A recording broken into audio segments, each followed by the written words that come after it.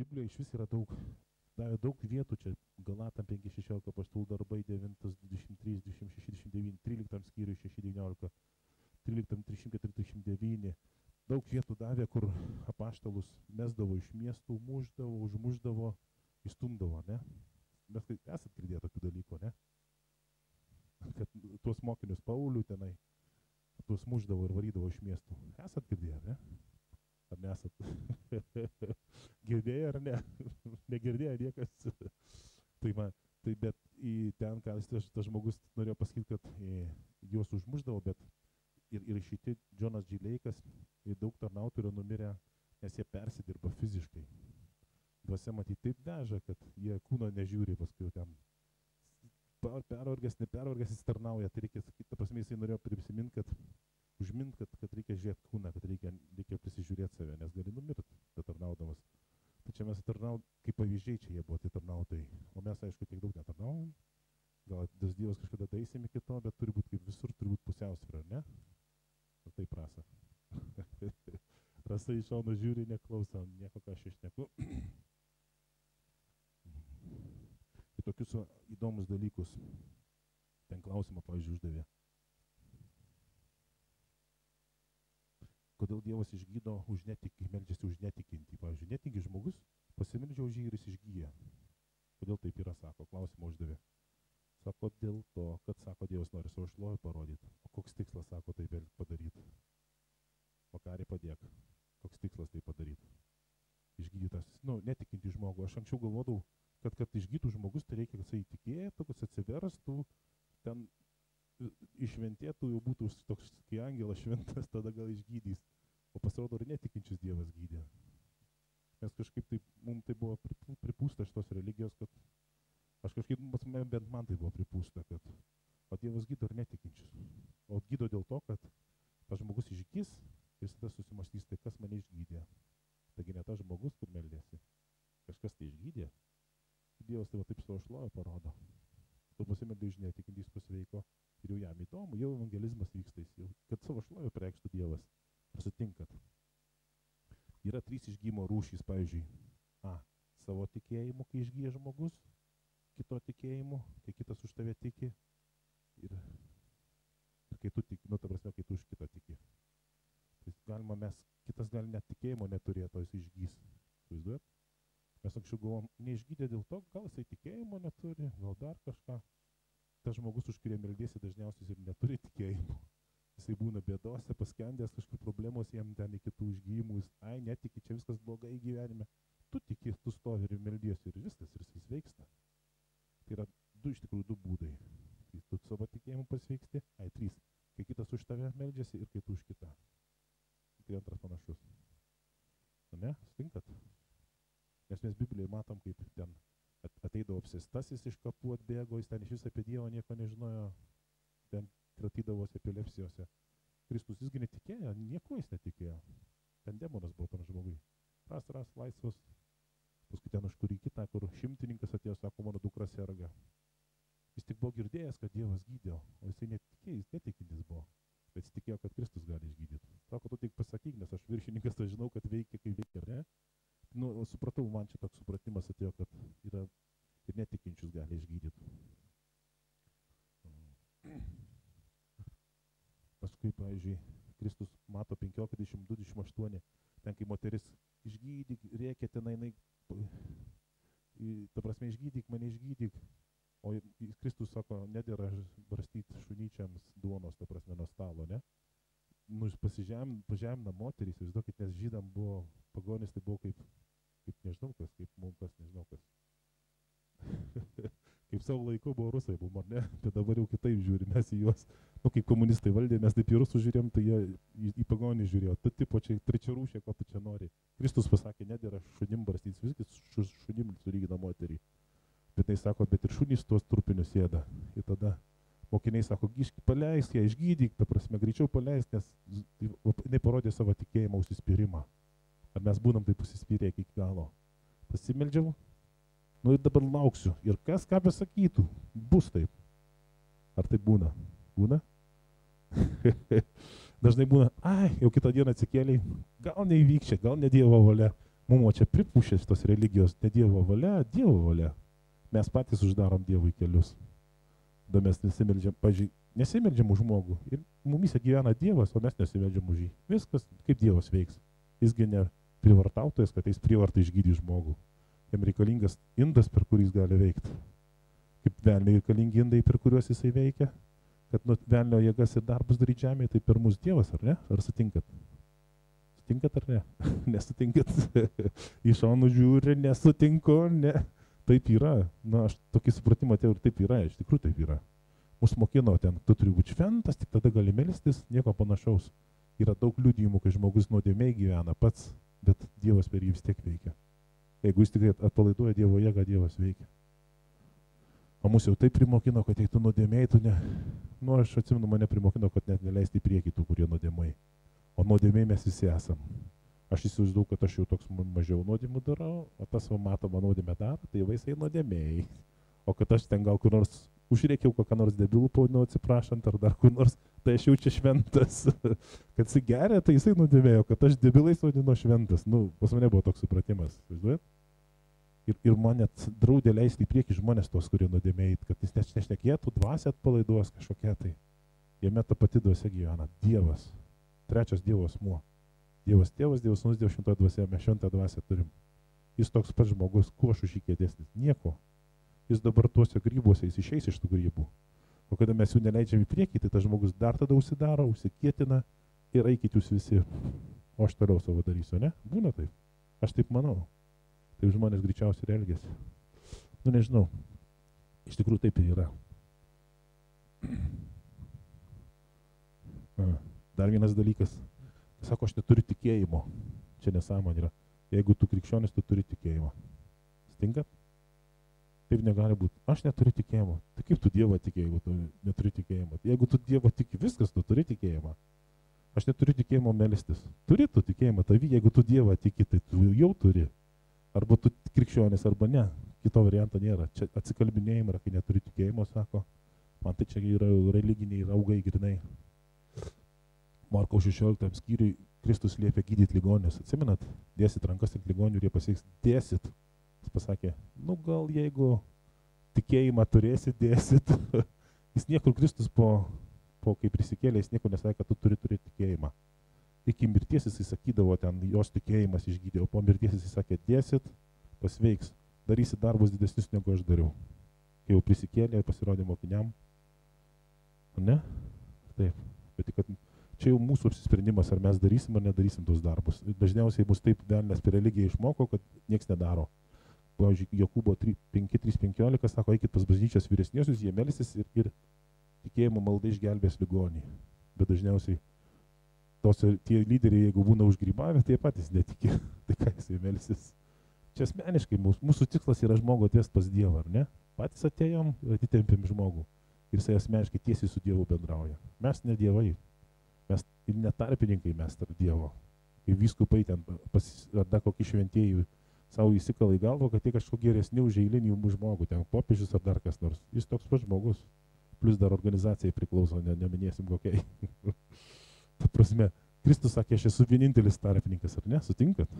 Daugiau net nėra tarpininkų. Ne pastorius, ne lyderis, ne evangelistas, ne kunigas, ne vyskupas, ne popiežius, ne dar ten koks.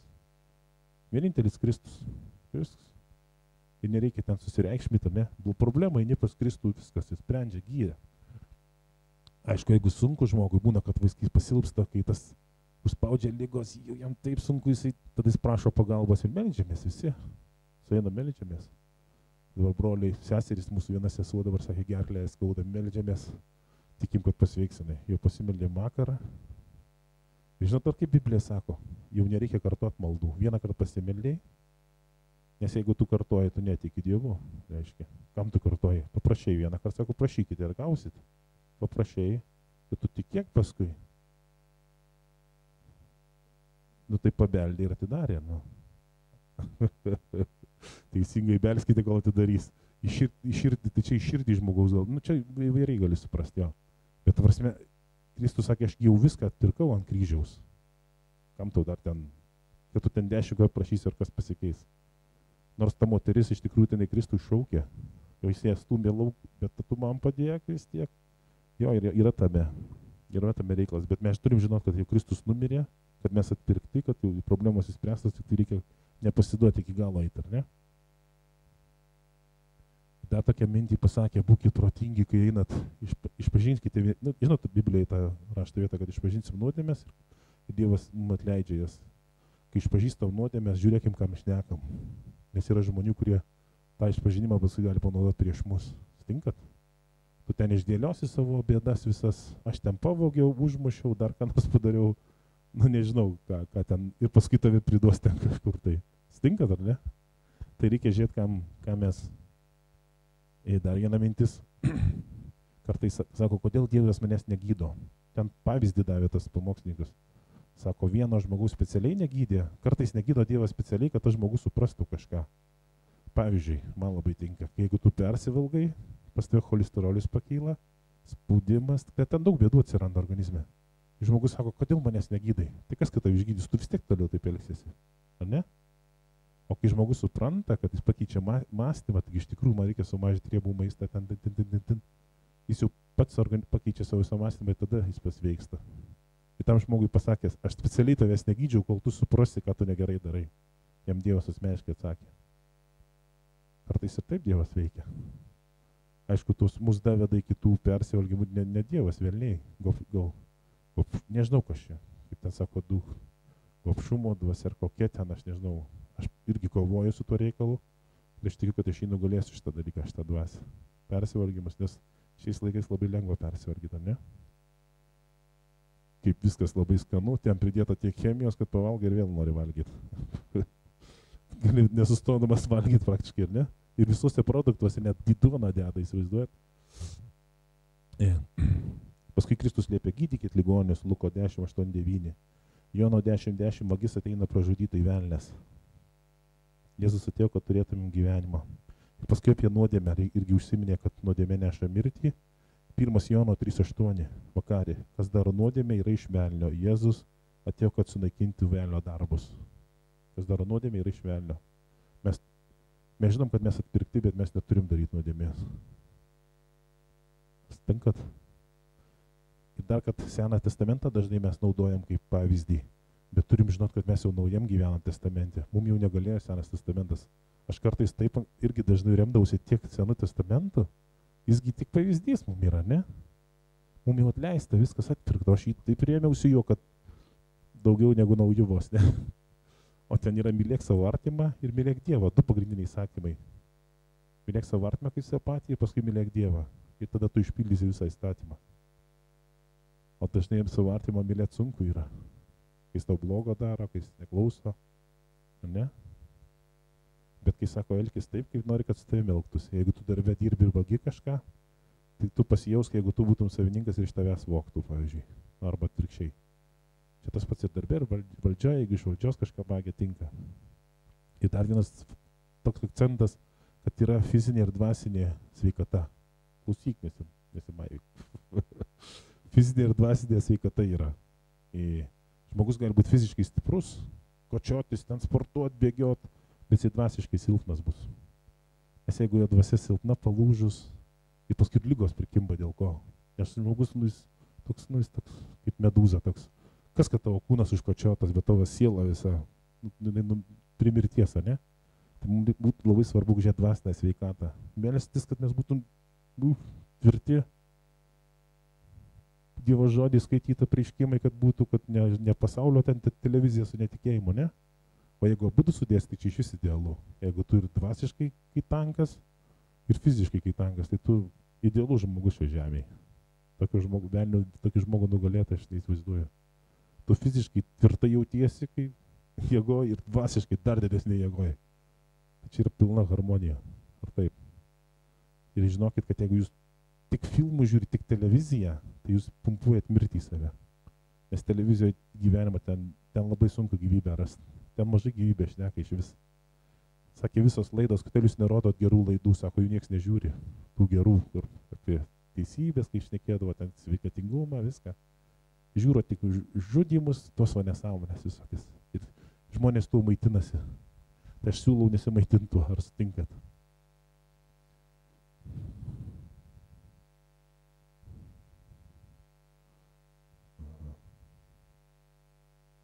Žiūrėkit, Biblijoje dar vienas mintis užsirašiau. Liga ir nuodėmė Biblijoje eina kartu Senam testamente, pastebėjau? Kas skaito? Kad jeigu žmogus nuodėmiauja, ateina ir liga šalia. Tai logiškai, jeigu mus atpirko nuo nuodėmės, atpirko nuo ligų. Jos automatiškai atkrinta, kai žmogus supranta tą. Bet tik tą reikia suprasti, kad naujas kūrinys jis neturi ligų. Ir neturim, čia kita mintis dar, kad jeigu brolis nukrito arba sesuo, nereikia jos merkti, nes ir mes krentam. Gal jisai didesnį nuopolį, mes gal mažesniuose krentam. Ta prasme, kad nereikia tokių dalykų smerkti.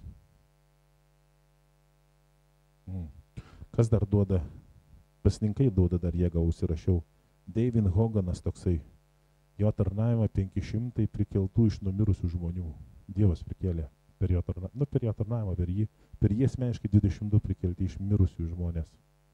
Ir jisai sakė, jis tarnavo 34 metus ir jie į pasninką. Tas pasninkas truko, kažkur užsirašiau, kiek ten dienų.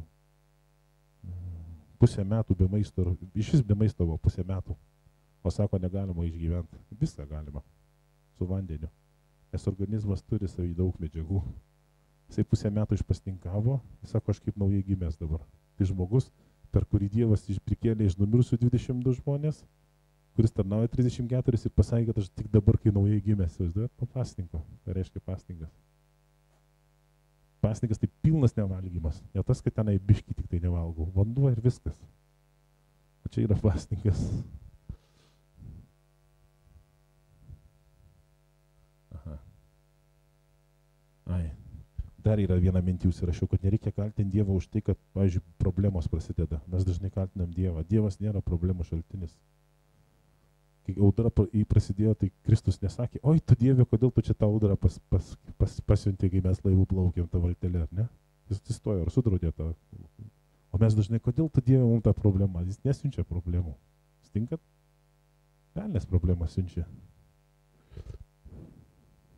Čia dar tokio įdomaus.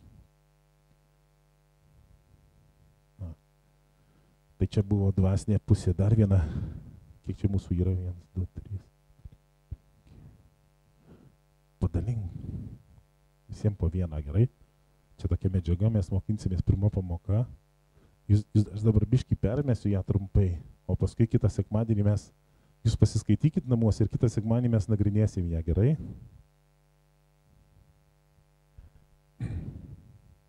Pirma pamoka – Dievo veidrodis. Man labai sunku tą teoriją skaityti, aš tik šiandien visiems po vieną duodu. Visiems. Ir skaitoma pirmą rašto vietą. Pats ramybės Dievas iki galo jūs te pašventinti, išlaiko jūsų dvasią, sielą ir kūną, nepeiktina mūsų viešpaties Jėzus ateimui. Kad mes turim dvasią, sielą ir kūną, ne? Čia pirmas faktas, kad mes turim dvasią, sielą ir kūną. Iš ko mes suprantam, kad turim kūną? Tai ir šalta, ir karšta, ir pavargęs kūnas, ir dar kas nors. Iš ko mes žinom, kad turim sielą? Tai jausmai, supratimai, protas, mūsų intelektas, visa mūsų asmenybė yra siela. O dvasios neįmanoma pajausti fiziniam. Įsivaizduoju, kad fiziniais pojūčiais neįmanoma pajausti. Aš čia dabar visko jūs namuose pasiskaitysit gerai, kaip aš matau tą visą permėsiu greitai. Paskui kita eilutė antram puslapį, žiūrėkit. Kas gimė iš kūno yra kūnas, o kas gimė iš dvasios yra dvasia, Jono 3:6. Kas gimė iš kūno yra kūnas. Mes gimėm iš kūno esam kūnas, bet kai atgimėm iš dvasios yra dvasia. Sutinkat? Paskui Efeziečiam ten gale yra rašto vietos 8 puslapį. Ten yra Efeziečiam 1:18-20, pažiūrėkite. Efeziečiam 1:18-20. Ir apšviestų jūsų širdies akis, kad pažintumėte, kokia yra jo pašaukimo viltis, kokia jo palikimo šlovės turtai šventuosiuose, kokia beribė jo didybė mums, kuri tikime veikiant jo gali jėgai. Kai jis veikia Kristuje, prikeldamas jį iš mirusių ir pasodinamas savo Dievo dešinėje. Ta prasme, mums reikia melstis, kad Dievas duotų apreiškimą apie tą naują žmogų, nes nesuprasdami šito dalyko bus labai sunku. Paskui žiūrėkit toliau dvasinė realybės atrakinimas. Jono 6:63. Dvasia teikia gyvybę, o kūnas nieko neduoda. Žodžiai, kuriuos jums kalbu, yra dvasia ir gyvenimas. Ir šiandien Rasa labai gerai suprato, kad Biblija sako, įmanoma suprasti tik dvasia. Ir tai teisybė. Kodėl pasauliečiai nesupranta Biblijos? Nes jie protų bando suprasti. skaito, nieko nesupranta. Nes jie net gimė dvasia jų negyva ir jie nesupranta Biblijos. Už tai ir sako, kad žodžiai, kuriuos jums kalba, yra dvasia ir gyvenimas. O reikia Bibliją skaityti, ten yra dvasia ir gyvenimas. Iš ten tik tai gyvenimas gali ateiti. Paskui kitam puslapį pažiūrėkit. Jokūbo 1:225. Jei kas tai yra žodžio klausytas, o nevykdytas, tai jis panašus į žmogų, kuris pažiūrėjo savo gimtąjį veidrodyje, pasižiūrėjo savį nuėjo, bemetant pamiršo, koks buvo. Bet kas įsižiūri į laisvės įstatymą ir jį vykdo, tas tampa nebe klausytojas, bet darbo vykdytas. Tas bus palaimintas savo darbuose. Kad Biblija yra kaip veidrodis. Ta prasme, suprantat ar ne? Kad mes turime įsižiūrėti į tą veidrodį ir matyti, va toks aš esu tam veidrodį įsižiūrėję. Ne ką man čia pripūtė velnės, ar tai netikintis, ar dar kas nors. Bet koks aš esu tik tam veidrodį. Jūs 4 puslapį turit? 4 yra? Ar nėra 4? Tai gerai, tai va čia 4 bus klausimai ir atsakymai. Tai kitą sekmadienį pažiūrėsim gerai. Aš jums užduosiu klausimus, o atsakysit gerai? Kitą sekmadienį. Ar sutarėm? Jūs pasiskaitykite, tas vietas pasižiūrėkit. Ir nes čia taip sunku iš karto suprast, kad, dabar persimečiau ir jau man čia viskas aišku. Aš pats žiūrėjau. Filmuok gerai. Ką? O tuos paskui kitus aš tenai. Kitą sekmanį, kad, nebūtų sausai, taip žinot, išmetė ir į vandenį ir plauk iš karto. Antra dalis žemiškesnė apie pinigus. Gerai? Pirma, čia buvo dvasiniai dalykai labai svarbus. Kada mes gausime prieškimus, tada žmona krato galvą, bet aš kalbėsiu. Jis sako, informacijos žmogus daug negali priimti. Aš manau, mes informacija iškyla tada, kai tau jos reikia. Aš, pavyzdžiui, per dieną, nežinau, gal 6-10 seminarų galiu perklausyti. Aš jų neatsimenu visų, bet atėjus laikai, man ateina mintys, siela iškelia, ko tau reikia. Apie pinigus, kadangi Biblijoje pasakyta, atsimenat ten tą palyginimą apie talentus. Kodėl tu užkasai talentus, iš tavęs bus atimta ir tą, ką tau daviau, ne? Atsimenat, kai vienas užkasė 1 talentą, o kitas turėjo ten kelis talentus, jis vertėsi dar pelnė, talentas tai yra pinigai, arba talentas yra mūsų sugebėjimai. Tai yra du dalykai, kad ir pinigų nereikia užkasti, ir su pinigais reikia irgi mokėti elgtis. Nes dažnai žmonės, mes sunkiai gyvenam dėl ko, nes nemokam su pinigais elgtis. Ir aš supratau vieną dalyką, kai sako, neturi ką valgyti, tai valgytink žmonės ir būsi pavalgęs. Neturi ko rengtis, renk žmonės. Tai aš galvoju, jei nori išmokti verslo, tai mokyk žmonės verslo, pats išmoksi tada. Teisingai, ar ne? Ir jeigu nori prabudimo, tai pats mokykis, daryk tą prabudimą, ta prasme, mokyk. Nes tu mokydamas, tu pats tobulėjai ir augi. Ir tokias labai geras Kiyosakio knygas skaičiau, o čia pas mus buvo atnešęs, nežinau, jūs žiūrėt, turtingai, 2 tėčiai turtingas ir vargšas. Ten buvo 2 tėčiai, vienas turtingas, verslininkas, o kitas švietimo sistemos ten kažkoks šulas, mokytojas, visai baigęs ten aukštuosius, jis ten visą Amerikos švietimo sistemą ten įtaką darė ir jį senatvė išmetė iš darbo ir jis liko be darbo, įsivaizduojat, be pinigų senatvėj. Jam buvo nežinau kiek metų ten, bet pensijos dar nebuvo. Ir tas Kiyosakis, jis pasakoja, kuo skiriasi turtingo žmogaus mąstymas ir vargšo. Įsivaizduokit, kalba netikinti žmogus. Aš manau, kad jie tikintys, ta Amerika ten yra labai persvelta to tikėjimo. Jis toks, tas Kiyosakis, ar jis japonas, ar kas, aš nežinau, jo kilmės, bet jisai sako, įsivaizduokit, tu nesakyk, kad aš negaliu, sako, nes tu pasakydamas, kad aš negaliu, ar negaliu tau leis nusipirkti, pavyzdžiui, kažko, ar ne, tu uždarai duris iš karto. Jis čia kalba netikintis žmogus, kuris apie Dievą iš vis net nekalba, įsivaizduojat. Sako, tu geriau kalbėk, kaip aš galėčiau tą padaryti. Ir mes gyvenime dažnai, čia neišeina, nebus. Tu geriau pastatyk klausimą, kaip aš galėčiau tą padaryti, kaip tą įvykdyti, ne? Stinkat? Ir tada žmogus įsijungia protas iš karto, ne? Nes jei tu nurašėjai viskas, tu uždarėjai duris, nebus viskas, uždariau duris. Bet kaip aš galėčiau tą padaryti? Melskis iš minties, daugiau, kai mes Dievo turim savį, visatos kūrėją, ne? Ir 2 skirtumai tarp vargšų ir turtingų.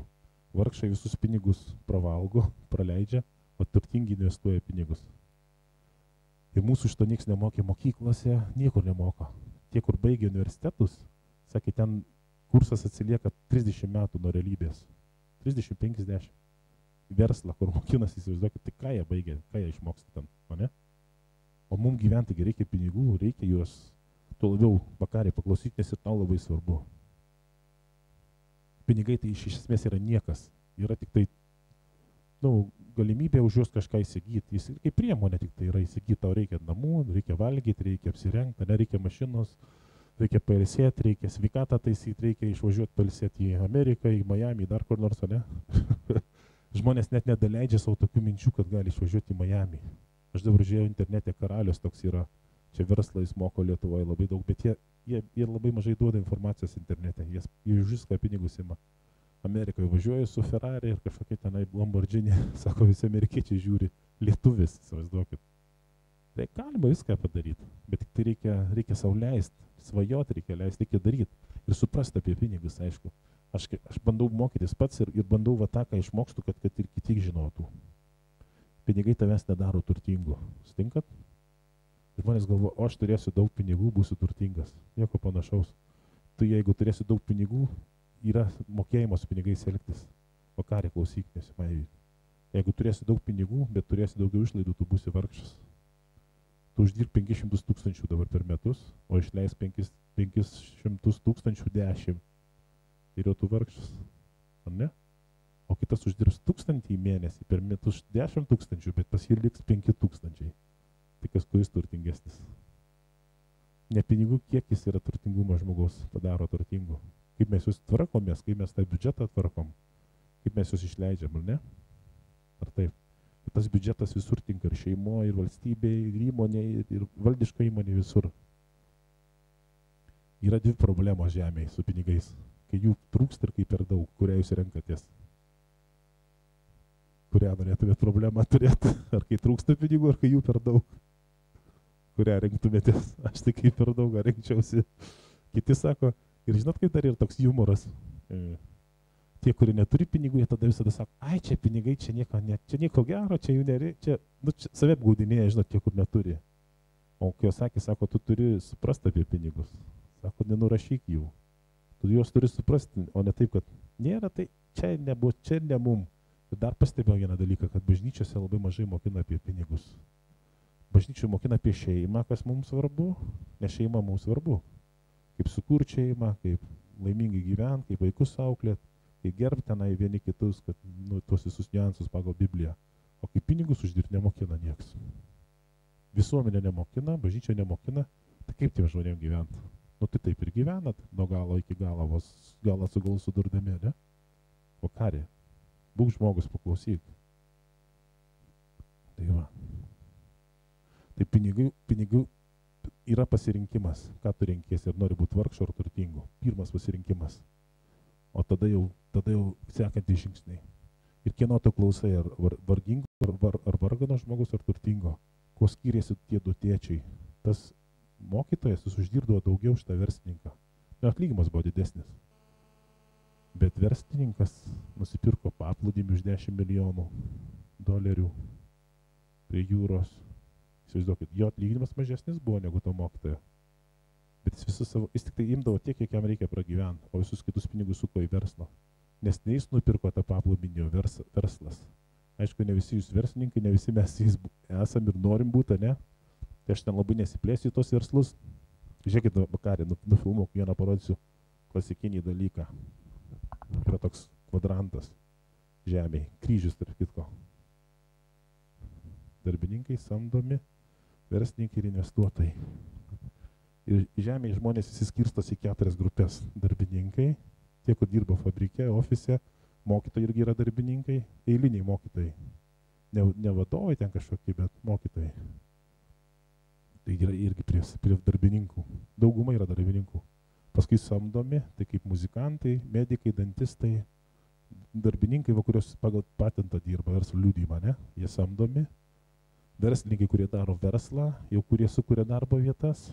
Ir investuotojai, kurie investuoja į nekilnojamą turtą, į akcijas, į vertybinius popierius, aukščiausias jau yra pragyvenimo lygis. Kiyosaki sako, jeigu nori anksčiau į pensiją išeiti, tai būk investuotoju. Bet čia reikia irgi išminties, reikia mokytis. Yra daug knygų, daug medžiagos, kaip investuoti. Pirk butą, išnuomok jį, uždirbsi, ta prasme net su paskalo gali imti. Įsivaizduojat? Kaip mus mokina, nusipirkai butą savo, ne? Ir visą gyvenimas iš tavęs melžia tas butas arba namas. O tu nupirk tą butą, išnuomok, tai jisai sumokės ir paskolą ir dar tau liks kažkiek tai. Įsivaizduojat, kaip gudriai. Ir tas pats namas arba butas gali tau būti arba, tai čia investuotojas, čia pats aukščiausias lygis. Aš, pavyzdžiui, esu čia ir čia aš esu, bet aš noriu va čia ateiti. Čia yra aukščiausias lygis. Dabar mokinuosi, daug skaitau visokių medžiagų, prisiskaitysiu, vis tiek daeisiu, duos Dievas išminties, po biškį jau pradeda man šviesėti akys. Kol neskaitai, tai nieks nedašinta.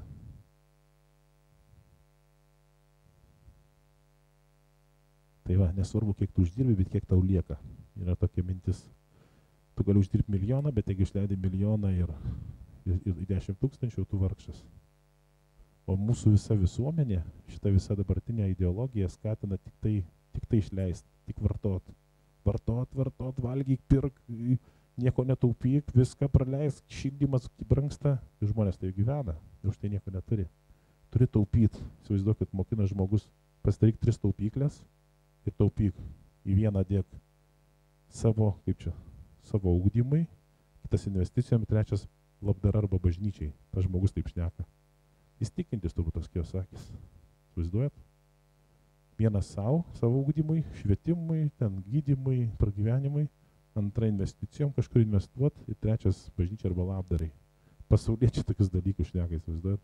O mes nedarom, nežinau, kodėl taip darom, kodėl taip yra. Ir dar viena mintis, kodėl žmonės biednėja. Nes infliacija yra tokia didelė, pinigai tiek nuvertėja, aš kažkur buvau užsirašęs, kad pinigai tiek nuvertėja dabar yra, kad, aš jums pasakysiu labai įdomų faktą.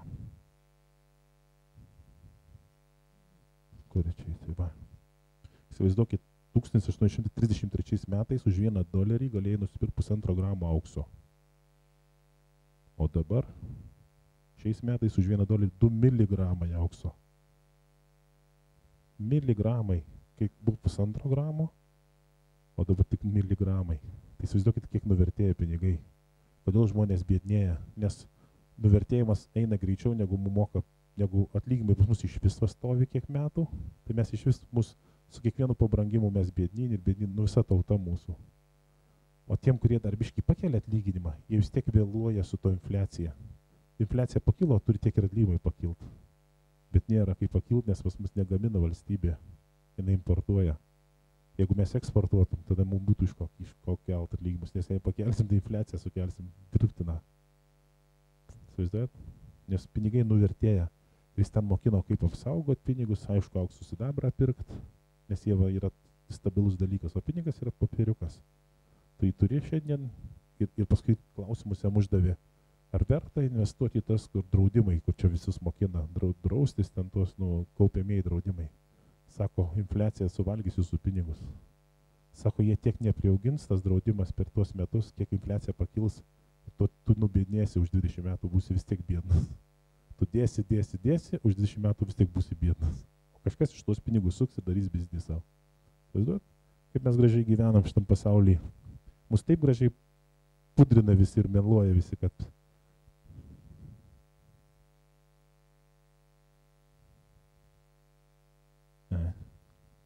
tai, kas svarbiausius dalykus jis išvardino.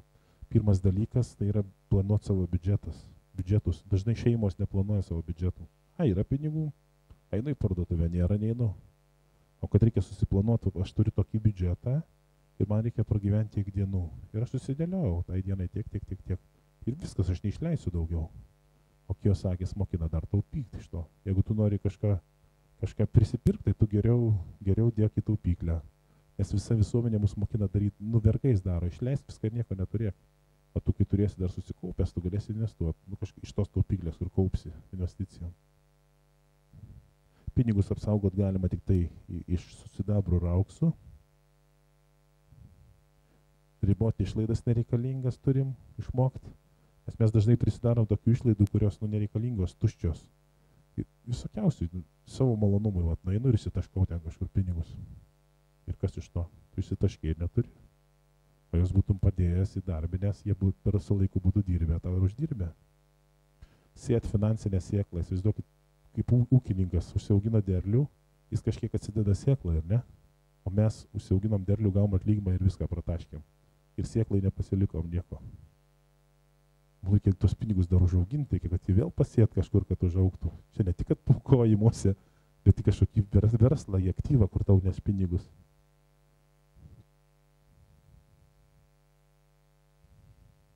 Ir paskui investuot, kaip aš sakiau tenai.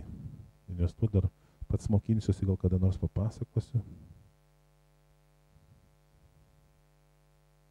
Tai va, apie pinigus daug nešnekėsiu, nes šiandien reikia gal šnekėti su verslininkais, kurie prie verslo yra, tai jiem aktualiau bus, bet mes turim žinoti tik tai, kad pinigai nuvertėja, kad jie visą laiką mažės ir atlyginimai nepavėja. Tai mūsų išeitis arba daugiau dirbti, arba sumažinti išlaidas savo visas, arba dar antrą darbą pradėti dirbti, arba verslą užsukti kažkokį, kuris sukasi ir dirba, kažkur investuoti pinigus, kurie automatiškai dirba tau. Tai va, manau, kad bažnyčiose labai svarbu kalbėti apie pinigus, nes paskutiniu metu dar anksčiau kažkaip dar būtų pakviesdavo kokį ten verslininką, krikščionį, dar ką nors. Dabar informacijos nėra. Toks vaizdas, kad velnias nori padaryti iš krikščionių tokius ubagus, kurie nieko neturi. Ir tik tai melstusi, Dieve, duok man duonos, kad tik aš turėčiau ką pavalgyti, kad tik mano vaikai turėtų ką. O pasauliečiai maldosi klestėjime. O ne? Kai kurie, aišku, ne visi, tik tie, kurie žino šitus dalykus. Važinėja po pasaulį, jau kitas karalius. Su Ferrari Amerikoje, su per Miami važiuoja. O čia meldžiamės, Dieve, kad tik aš galą su galu sudurčiau. Išminties trūkumas. Ta išmintį mes turim pasiimti iš pasaulio. Kristus sakė, darykit savo draugų, kai ten su klastingos mamonos pagalba. Paskui, kad ir tas palyginimas, kad talentus tu turi investuoti, tos pinigus, talentas tai yra pinigas tų laikų. Investuoti ir dar jis tau turi 5 uždirbti. Ar ne? Mūsų toks nieks nemokina, mes gyvenam kaip televizorius, tik pirkit, imt dar paskolą, jeigu neišeina. Ir dar 5 paskolas pasimk, tik tai tu tik pirk. O kad pats tu nieko neturi, tai čia niekam neįdomu, tu tik pirk, vartok.